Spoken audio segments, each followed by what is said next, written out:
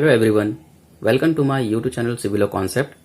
Today I am going to discuss the topic composite section. So let's begin the class.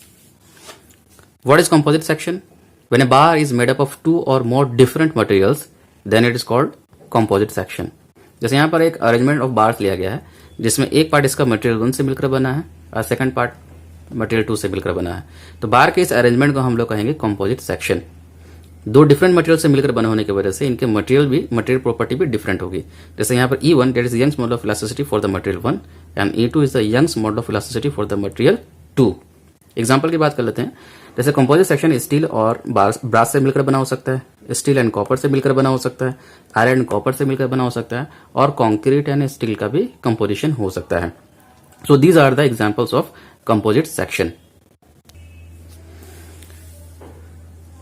अब हम बात करते हैं एनालिसिस ऑफ कंपोजिट सेक्शन की। जैसे यहां पर दो बार लिया गया है, एक बार तुम्हारा मटेरियल 1 से मिलकर बना है and the second bar is material 2 से मिलकर बना है।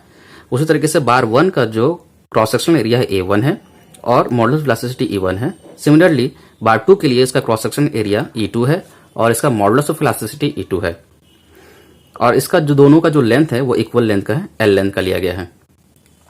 अब यहां पर देखो, यहां पर पुलिंग फोर्स लगाए यानी टेंसाइल फोर्स लगाए हैं। हम जानते हैं कि टेंसाइल फोर्स लगाने की वजह से बार में क्या होगा, एलोंगेशन होगा, इसमें चेंज इन लेंथ होगा। Let's say the change in length for the bar 1 is delta L1 and the change in length for the bar 2 is delta L2। Length same होने की वजह से जब इसमें हम पुलिंग फोर्स लगाएंगे जो एलोंगेशन होगा, जिसकी वजह से जो चेंज इन लेंथ होगा दोनों में क्या होगा, सेम होगा। So delta L1 is equal to delta L2। Similarly हम लोग इसी बार कंपोजिशन को हम ले रहे हैं और इसमें कंप्रेसिव नेचर का फोर्स लगाए हैं।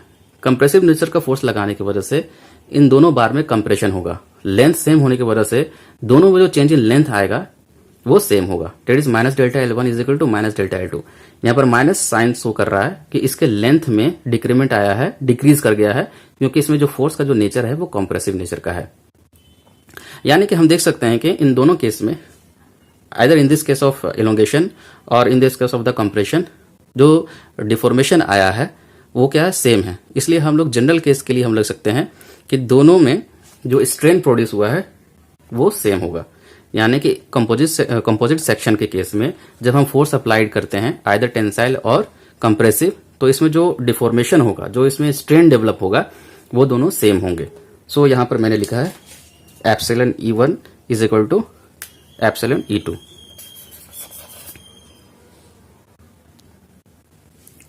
From the Hooke's law, we know that stress is directly proportional to strain. ये प्रोपोर्शनलिटी सिंबल हटाने के लिए हम लोग कांस्टेंट लगाते हैं, that is up to the elastic limit होता है ये। तो स्ट्रेस इज इक्वल टू हो जाएगा E इंटू स्ट्रेन। यहाँ पर E क्या है, कांस्टेंट ऑफ प्रोपोर्शनलिटी है, जिसको हम जानते हैं यंग्स मॉडल ऑफ इलास्टिसिटी के नाम से।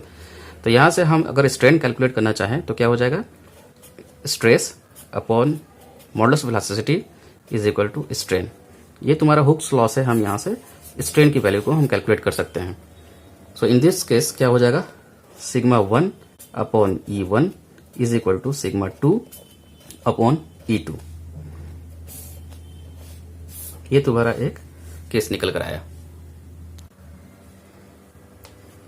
देखो अपने क्या था, स्ट्रेन दोनों के केस में इक्वल था।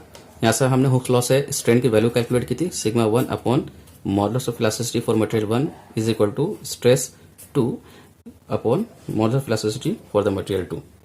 हम यहां से sigma 1 is equal to E1 upon E2 into sigma 2 that is stress 2 लिख सकते हैं। यहां पर देखो E1 अपॉन E2 यानी कि modulus of elasticity for the material 1 and modulus of elasticity for the material 2 के जो रेशियो को हम लोग क्या कहते हैं, मॉडुलर रेशियो कहते हैं।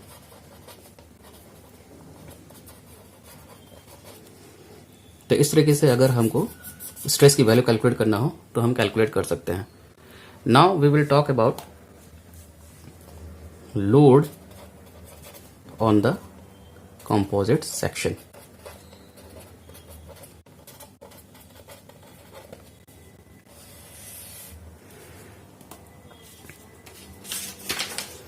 देखो इस केस में हम ये केस को कंसिडर करते हैं टेंसाइल लोड वाला। तो इसमें जो लोड लग रहा है टोटल लोड P है। तो ये जो टोटल लोड P है इसको हम किस तरीके से कैलकुलेट करेंगे वो हम देखते हैं। Total load that is P is equal to load shared by material 1 plus load shared by material 2। यहाँ पर total load P is equal to हम लिख सकते हैं P1 plus P2। P1 is the load shared by material 1 and the P2 is the load shared by the material 2। देखो P is the total load है, P1 is the load shared by the material 1 है and P2 is the load shared by the material 2 है। तो हम इसको कैसे calculate कर सकते हैं? There is total load P is equal to stress को अगर हम क्रॉस सेक्शनल एरिया से मल्टीप्लाई करेंगे तो क्या हमको लेता है? लोड या फोर्स निकलता है। तो P1 that is load share by the material 1 हम लिख सकते हैं कि स्ट्रेस जो जनरेट हुआ है मटेरियल 1 वाले बार में और into cross sectional area of the material 1 bar plus similarly sigma 2 into A2। इस तरीके से हम क्या कर सकते हैं? लोड का वैल्यू कैलकुलेट कर सकते हैं। So this is the analysis of composite section. In the next video, we will discuss numericals related with the composite section. Thank you.